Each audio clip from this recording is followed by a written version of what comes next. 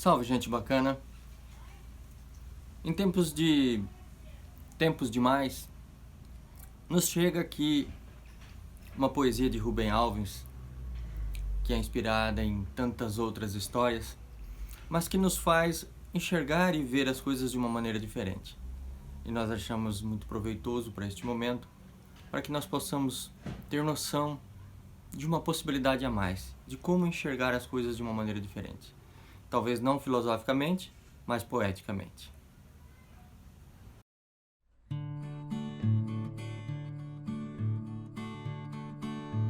Acho que estou ficando louca.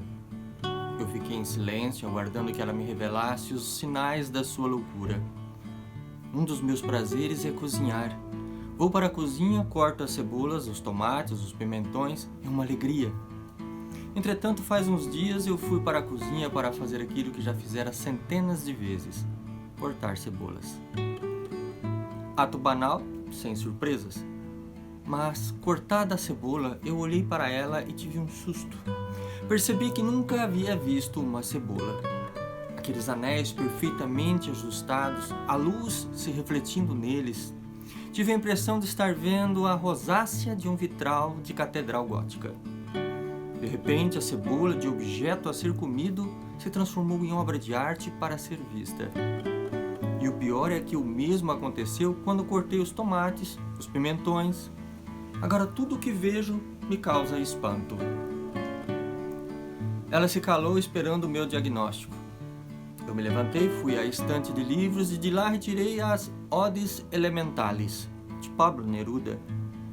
Procurei a Ode à Cebola. Ele disse: essa perturbação ocular que a acometeu é comum entre os poetas.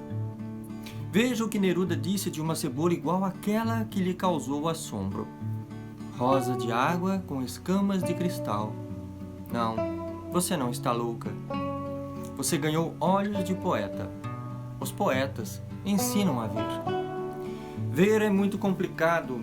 Isso é estranho porque os olhos de todos os órgãos do sentido são os de mais fácil compreensão científica. A sua física é idêntica à física óptica de uma máquina fotográfica.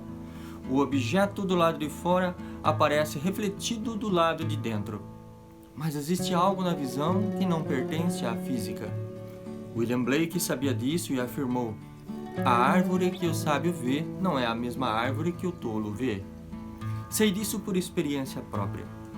Quando vejo os ipês floridos, sinto-me como Moisés diante da sarça ardente. Ali está uma epifania do sagrado. Mas uma mulher que vivia perto da minha casa decretou a morte de um ipê que florescia à frente de sua casa porque ele sujava o chão, dava muito trabalho para a vassoura. Seus olhos não viam a beleza, só viam o lixo. A Adélia Prado disse: Deus de vez em quando me tira a poesia. Olho para uma pedra e vejo uma pedra. Drummond viu uma pedra e não viu uma pedra. A pedra que ele viu virou poema. Há muitas pessoas de visão perfeita que nada veem. Não é bastante não ser cego para ver as árvores e as flores. Não basta abrir a janela para ver os campos e os rios, escreveu Alberto Caeiro, heteronômio de Fernando Pessoa. O ato de ver não é coisa natural. Precisa ser aprendido. Nietzsche sabia disso e afirmou que a primeira tarefa da educação é ensinar a ver. O Zen Budismo concorda e toda sua espiritualidade é uma busca da experiência chamada Satori, a abertura do terceiro olho. Não sei se Cummings se inspirava no Zen Budismo, mas o fato é que escreveu: agora os ouvidos dos meus ouvidos acordaram, e agora os olhos dos meus olhos se abriram. Há um poema no Novo Testamento que relata a caminhada de 2 discípulos na companhia de Jesus ressuscitado. Mas eles não o reconheciam. Reconheceram-no subitamente ao partir do pão. Seus olhos se abriram. Vinícius de Moraes adota o mesmo mote em Operário em Construção.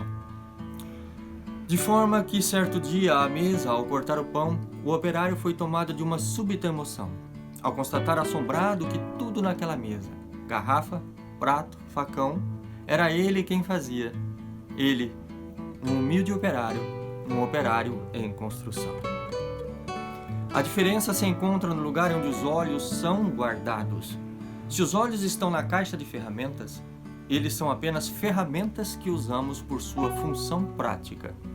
Com eles vemos objetos, sinais luminosos, nomes de ruas e ajustamos a nossa ação. O ver se subordina ao fazer. Isso é necessário, mas é muito pobre. Os olhos não gozam, mas quando os olhos estão na caixa dos brinquedos, eles se transformam em órgãos de prazer. Brincam com o que vem, olham pelo prazer de olhar, querem fazer amor com o mundo. Os olhos que moram na caixa de ferramentas são os olhos dos adultos. Os olhos que moram na caixa de brinquedos, das crianças. Para ter olhos brincalhões é preciso ter as crianças por nossas mestras. Alberto Caeiro disse haver aprendido a arte de ver com um menininho Jesus Cristo fugido do céu, tornado outra vez criança eternamente. A mim ensinou-me tudo, ensinou-me a olhar para as coisas, aponta-me todas as coisas que há nas flores, mostra-me como as pedras são engraçadas quando a gente as tem na mão e olha devagar para elas. Por isso, porque eu acho que a primeira função da educação é ensinar a ver, eu gostaria de sugerir que se criasse um novo tipo de professor, um professor que nada teria a ensinar, mas que se dedicaria a apontar os assombros que crescem nos desvãos da banalidade cotidiana, como o Jesus menino do poema de Caeiro. Sua missão seria partejar olhos vagabundos. Reflitamos sobre isso. Um abraço e até mais.